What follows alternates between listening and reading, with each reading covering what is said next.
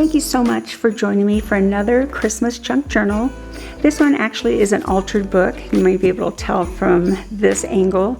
And you're also seeing how thin this is. But this one here, don't let the size fool you because there's going to be plenty of room to add photos. So with that in mind, let's go ahead and do a flip through. I did something different. I added places to add photos in the front and in the back. So I wanted to show you what I mean.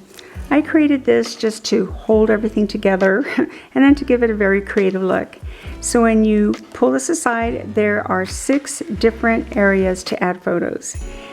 If you look at this beautiful scrapbook paper, I found this at a yard sale and I immediately knew I had to have it and I had to make a book from it. So isn't that just so pretty? I think there's a total of 6. So on this one, at the top, they're a little bit smaller, but you still have 6 areas to add photos. So look at how pretty that is. I'll go through this a little bit more slowly so you can just see all these really pretty graphics. So it definitely is vintage and just a great way to add your family photos to it. Okay, so I'm going to tuck this in here. On the 4 signature pages, I did single sheets, but I still have lots of room to add photos.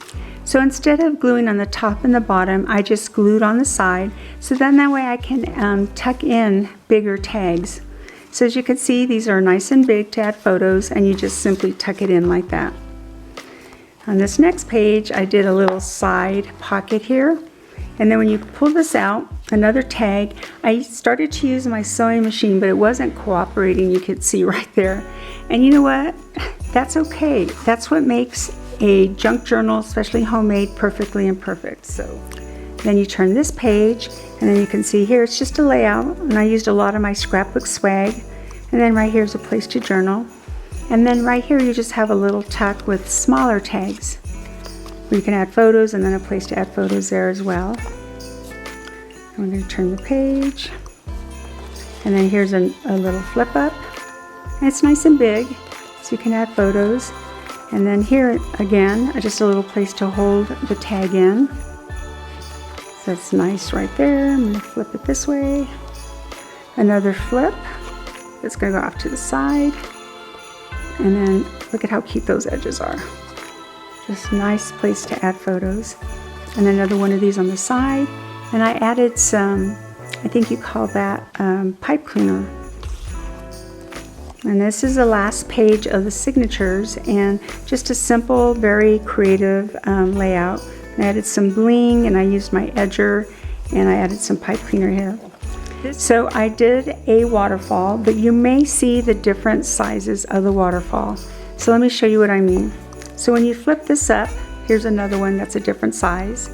And then if I flip it up again, here's another one. And the reason I did this, because I just love these designs. And so I cut them out and I thought, what can I do with them? And I decided, why not do a waterfall with the different sizes? Just look at all of this wonderful graphics that they used on here. And then here's one more. I think there's a total of 7. And then here, the last one. So that's the end of this book. So thank you so much for staying with me. And please, please, please add any comments. I love to hear what you have to say. And then also if you have any suggestions.